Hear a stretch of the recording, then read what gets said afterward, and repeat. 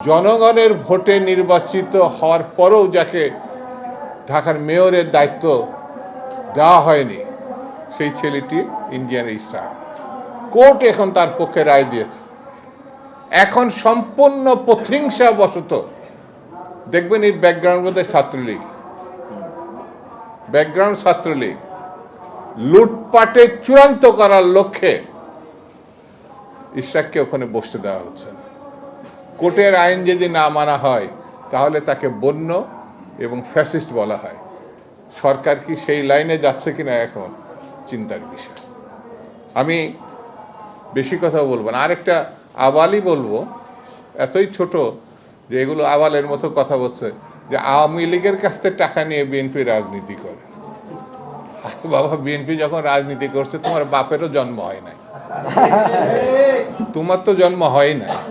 বিএনপির কি দেখছো? বিএনপি যখন রাজনীতি শুরু করছে বাংলাদেশের কৃষকের, শ্রমিকের, মেহনতি মানুষের উন্নয়নের নেতৃত্ব দিয়েছে শহীদ জিয়া রহমান। কইছিলা বাবা?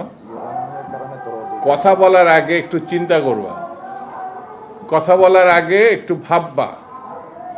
আমরা ভেবেছিলাম তোমরা জাতীয় রাজনীতিতে এসে একটা কিছু হবা, কিন্তু আবালের মতো কথা বললে পরে তোমাদের সম্বন্ধে মানুষের ধারণাটা কোথায় যাচ্ছে একটু ভেবে চিন্তে দেখ।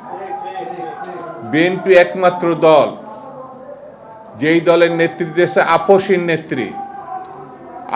নেত্রী যার মৃত্যু হতে পারত, 6 বছর যে জেলের মধ্যে সাজা খাটছে। তুমি কইছিলা বাবধন বিএনপির বলো যে আওয়ামী লীগের টাকা দিয়ে রাজনীতি করছে?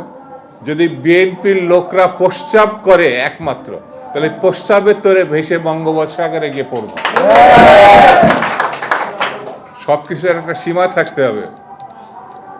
এমন কোনো কথা বলবা না যে কথার দায়িত্ব নিতে পারবা না। বিএনপি সম্বন্ধে যে অভিযোগ করছো সেই অভিযোগের জবাব যদি বিএনপি শুধু থুতু ফেলে, সেই থুতুর মধ্যে তোমার খুঁজে পাওয়া যাবে না। সেই জন্য আমি বলবো হিসাব করে কথা বলা, হিসাব করে চলা আর গণতান্ত্রিক রীতিনীতি মানা।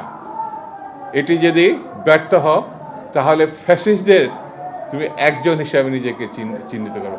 এই ধরনের প্রতিহিংসামূলক দৃষ্টিভঙ্গি নিয়ে রাজনীতি করা ঠিক হবে।